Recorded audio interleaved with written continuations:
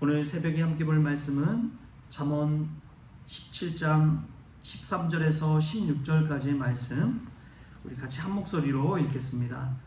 누구든지 악으로 선을 갚으면 악이 그 집을 떠나지 아니하리라. 다투는 시작은 뚝에서 물이 새는 것 같은즉 싸움이 일어나기 전에 시비를 그칠 것이니라.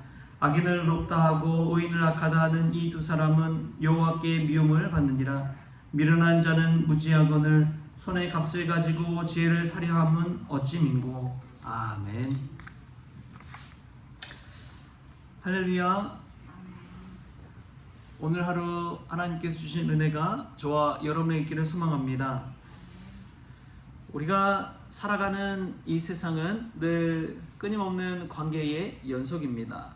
가정에서도, 직장에서도, 또 교회에서도 마찬가지입니다. 우리는 수많은 사람들을 만나고 대화하고 이야기를 나눕니다. 그런데 이 타락한 인간의 이 본성은 종종 관계 속에서 상처를 주고 또 다툼과 갈등을 일으키곤 합니다. 오늘 말씀 속에서 솔로몬은 우리 관계 속에서 반드시 지켜야 할 영적 지혜와 태도가 무엇인지 우리에게 알려주고 있습니다.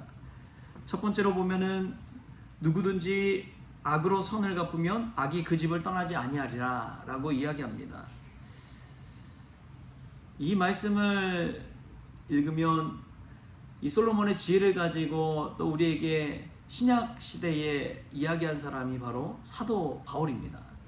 사도 바울이 로마서 12장의 17절 21절에 보면은 악을 악으로 갚지 말고 선으로 악을 이기라고 그렇게 이야기합니다. 악을 악으로 갚으면 계속해서 악한 상황이 반복되지만 악을 선으로 갚으면 그 악한 상황이 역전되는 것이죠. 그래서 예수님께서 십자가에 달려 죽으심을 볼 때 악을 선으로 갚아 가시는 예수님의 모습을 볼 수가 있습니다. 우리에게 때로는 모질게 대하고 비난하고 비판하고 안 좋은 시선으로 삐딱하게 보는 이들이 있죠. 그런 이들이 있다 할지라도 예수님의 말씀을 생각하면서 악을 선으로 갚을 수 있길 바랍니다. 그럼 관계에 역전이 일어나게 됩니다. 그게 원수의 머리 위에 숯불을 쌓아두는 것이죠. 숯불이 빨갛잖아요. 그러니까 이 원수를 당황하게 만드는 것이죠. 원수를 부끄럽게 하는 것이죠. 아무리 악하게 대해도 선으로 악을 이겨버리는 그 상황을 그대로 보여주고 있는 것입니다. 오늘 솔로몬은 우리에게 그러한 이야기를 합니다. 악인을 또 15절에 보니까 악인을 의롭다 하고 의인을 악하다 하는 이 두 사람은 다 여호와께 미움을 받는다고 이야기합니다. 우리의 이익을 위해서 생각해보면 나의 입장에서 선과 악을 판단하는 것이 있습니다. 그런데 선과 악의 판단은 하나님께 달려있는 줄 믿습니다. 우리 스스로 저 사람 정말 착하다 해도 하나님이 보시기에 악할 수 있는 사람이 있어요. 우리 스스로 볼 때에 악하다 하는 사람도 하나님이 보시기에 선하다고 할 수 있는 사람이 있습니다. 여러분, 우리의 이 선악의 기준은 하나님께 달려있는 줄 믿습니다. 우리 스스로 미리 판단하지 마십시오. 저 사람 못된 사람이야, 그렇게 말하지 마십시오. 그런 판단을 유보하고 정지하고 하나님의 뜻에 내어 맡길 수 있길 바랍니다. 그런 대표적인 사람이 다윗이잖아요. 사울이 아무리 자기에게 악하다 할지라도 다윗이 사울을 대할 때 저 사람은 자신을 죽이려고 하는 원수 같지만 여호와께 기름 부음 받은 자다, 여호와께 기름 부음 받은 자다 하고 사울에게 해를 가해요, 안 가요? 안 가하잖아요. 그것은 사울의 악한 것을 바라보는 것이 아니라 하나님을 늘 바라보기 때문에 그렇습니다. 자신에게 아무리 자신을 죽이려고 원수처럼 달려들어도 하나님을 바라보고 행동하는 것이죠. 그래서 다윗이 점점점 미래가 길이 열리잖아요. 그런데 사울은 점점점 미래가 닫히잖아요. 이것을 볼 때에 하나님을 어떻게 바라보느냐에 따라서 선과 악이 갈린다는 것을 우리가 깨달을 수 있게 바랍니다. 그래서 이 땅 가운데 살면서 선하다 악하다 우리 스스로 판단할 필요가 없습니다. 그것은 하나님께 내어 맡기는 거예요. 그리고 우리는 오직 하나님 바라보면서 예수님 닮아가는 그 길을 따라가면 되는 줄 믿습니다. 그런데 미련한 자는 늘 사람 보면서 왔다 갔다 하죠. 우리의 삶의 태도가 일상에서 그렇진 않는지 우리 자신을 한번 돌아보면 좋겠습니다. 그래서 말씀 속에서 지혜를 얻는 자는 삶이 바뀌잖아요. 점점점 미래가 열리잖아요. 그런데 하나님의 말씀에서 뜻을 깨닫지 못하고 늘 미련하게 살아가는 사람은 그 자리에 머물러 있습니다. 닫힌 삶을 살아가는 것이죠. 우리가 지혜롭게 하나님의 말씀을 받는 열린 삶을 살아갈 수 있기를 축복합니다. 또 보면은 오늘 14절 말씀에 또 이런 말씀이 나와요. 우리 같이 한번 읽어볼까요? 14절 시작. 다투는 시작은 뚝에서 물이 새는 것 같은즉 싸움이 일어나기 전에 시비를 그칠 것이니라. 아멘. 여러분,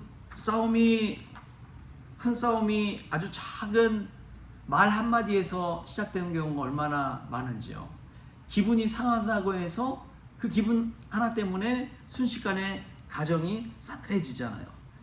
처음에 시작한 사소한 오해, 툭 던진 말 한마디, 자존심을 건드리는 그 작은 감정에서 큰 싸움이 시작됩니다. 그 싸움이 시작돼서 나중에는 관계가 파탄이 나버리잖아요. 그러면 이러한 파멸을 막는 지혜는 무엇일까요? 그것은 일이 일어나기 전에 시비를 그치는 것입니다. 싸움이 일어나기 전에 시비를 그친다. 여러분, 시시비비를 사람이 가릴 수 있을까요? 없을까요? 다 각자의 입장이 있잖아요. 다 스스로가 옳은 그 자리가 있는 거예요. 시시비비를 가리는 것은 하나님께 내어 맡겨야 될 줄 믿습니다. 선과 악을 판단하듯이 시시비비도 마찬가지예요. 처음에는 그 사람이 잘못 판단한 것 같지만 나중에 보면 그 사람이 정말 지혜롭게 행했구나 라는 것을 알 수가 있습니다. 예수님의 십자가 사건도 저는 마찬가지라고 믿어요. 제자들이 볼 때에 예수님은 예루살렘에 올라가서 임금의 자리에 올라야 되고 보좌에 올라야 되고 왕의 자리에 올라야 될 사람인데 갑자기 십자가를 지고 죽어버렸어요. 제자들이 보기에 어땠을까요? 아니, 우리 예수님이, 저렇게 능력 있는 예수님이, 저렇게 권위 있는 말씀을 가르치는 지혜로운 예수님께서 왜 십자가에 달려 죽으셨을까? 왜 항변하지 못하고 그 십자가형을 그대로 당하셨을까? 제자들의 입장에서 볼 때에 납득이 되겠습니까? 안 되겠습니까? 오병이의 기적을 일으키시던 분 아니에요. 수많은 병자들을 고치신 분 아니에요.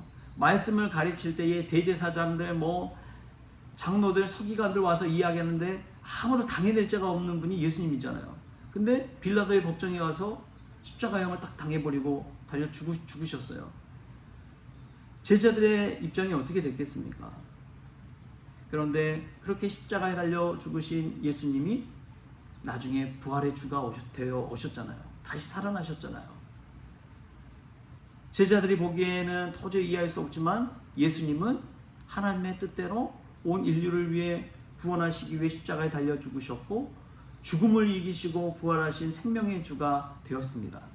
여러분, 그것을 볼 때에 그 시시비비를 어떻게 가릴 수가 있겠습니까?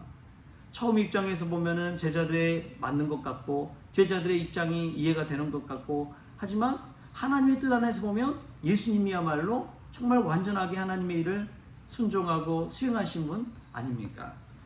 여러분, 우리도 그렇습니다. 시시비비를 가리기 전에 먼저 나의 마음을, 나의 감정을 하나님의 말씀 앞에서 붙잡으십시오. 여러분, 그것은 내 자존심을 지키는 일이고 나의 가정을 지키는 일이고 나의 관계를 지켜가는 일입니다. 그 관계의 어려움을 이 지혜의 말씀을 붙들고 잘 지켜나갈 수만 있다면 그것은 하나님의 은혜인 줄 믿습니다. 제가 자라면서 다 크고 나면은 정말 힘들 때마다 이제 부모님을 찾아가잖아요. 그래서 부모님과 이런저런 얘기하고 특히 어머니와 이제 이런 얘기하는데 어머니가 오남매를 키우면서 얼마나 힘들었던지요. 젊은 시절에는 아버지는 서울로 부천으로 가서 직장 생활한다고 해서 일하고 공장에서 일하고 그랬는데 집에 보내주는 생활비는 얼마 되지 않았던 것 같아요. 어머니가 굉장히 힘드셨대요. 근데 그런 힘든 가운데서도 참고 살았던 것은 너희들 키우려고 그런 것이다. 그런 이야기를 하세요. 한 번씩. 여러분, 어머니가 그 고난과 어려움과 생활고를 잘 견딜 수 있었던 것, 견뎠던 것, 그것은 정말 은혜지요. 나중을 생각해서, 자식들 생각해서 참고 인내하며 사는 것이죠. 여러분, 그럴 때 지금 자식들이 장성해서 오남매가 잘 살잖아요. 여러분도 마찬가지입니다. 그 관계를 깨뜨려 버렸다면 오남매의 삶이 어떻게 됐을지 몰라요. 여러분, 시시비비를 가리기 전에, 다툼이 크게 벌어지기 전에 먼저 그 시비를 그칠 줄 아는 지혜로운 사람이 될 수 있길 바랍니다. 내 감정대로 살아가는 것이 아니라 하나님의 말씀대로 살아가는 삶, 그 삶이 지혜로운 삶인 줄 믿습니다. 이런 기준을 높게 잡으십시오. 나로 두지 말고 하나님께 기준을 두십시오. 성과학을 판단하는 것도 그렇고 시시비비를 가리는 것도 그렇고 하나님께 그 기준을 내어 맡길 때 우리의 삶이 하나님의 뜻 안에서 온전케 되는 삶, 형통케 되는 삶, 복된 가정을 이루는 삶, 그 삶을 살아가게 될 줄 믿습니다.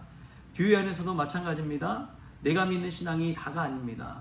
하나님 말씀의 신앙이 최고라는 것을 기억하십시오. 내가 경험한 은혜가 다가 아닙니다. 남들도 경험한 은혜가 있습니다. 그것을 기억하면서 우리가 하나님의 은혜에 우리의 초점을 맞출 때 교회 안에서도 은혜로운 신앙생활을 할 수 있게 될 줄 믿습니다. 그러한 은혜가 저와 여러분에게 있기를 주신 예수님의 이름으로 축원합니다. 오늘 말씀 기억하면서 기도하겠습니다. 하나님과 사람에게 받은 은혜를 결코 악으로 갚지 말게 하시고 오히려 선으로 악을 이기는 저희들 되어지게 하여 주옵소서. 다툼이 시작되려고 할 때 시시비비를 가리기보다도 그 모든 것 하나님께 내어 맡기고 하나님의 말씀을 기준 삼아 살게 하여 주옵소서. 그리하여 다툼을 일으키는 자가 되기보다 화평케 하는 자가 되어지게 하여 주옵소서. 거룩하신 예수님의 이름으로 기도하옵나이다. 아멘. 우리 주님이 가르치신 기도로 오늘 새벽 기도를 마치겠습니다. 하늘에 계신 우리 아버지여, 이름이 거룩히 여김을 받으시오며 나라가 임하시오며 뜻이 하늘에서 이루어진 것 같이 땅에서도 이루어지이다. 오늘 우리에게 일용할 양식을 주시옵고 우리가 우리에게 죄진 자를 사하여 준 것 같이 우리 죄를 사하여 주시옵고 우리를 시험에 들게 하지 마시옵고 다만 악에서 구하시옵소서. 나라와 권세와 영광이 아버지께 영원히 있사옵나이다. 아멘.